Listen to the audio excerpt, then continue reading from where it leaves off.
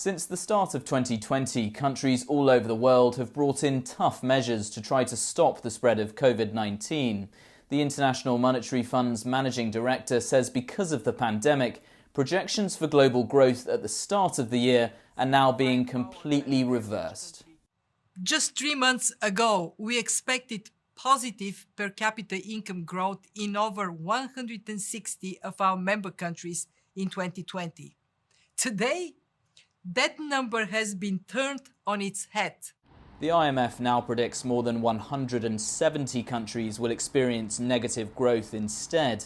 The organisation is also expecting demand for emergency financing to balloon to $100 billion, with emerging markets and low-income nations at high risk. We estimate the gross external financial needs for emerging markets in developing countries to be in the trillions of dollars, and they can cover only a portion of that on their own, leaving residual gaps in the hundreds of billions of dollars.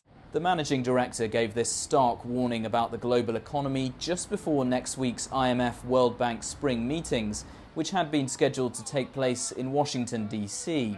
At this time of year, finance ministers, economists and journalists from all over the world would usually be arriving in the US capital to attend the meetings.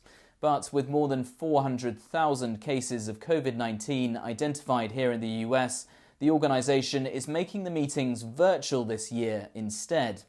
Giles Gibson, CGTN, Washington.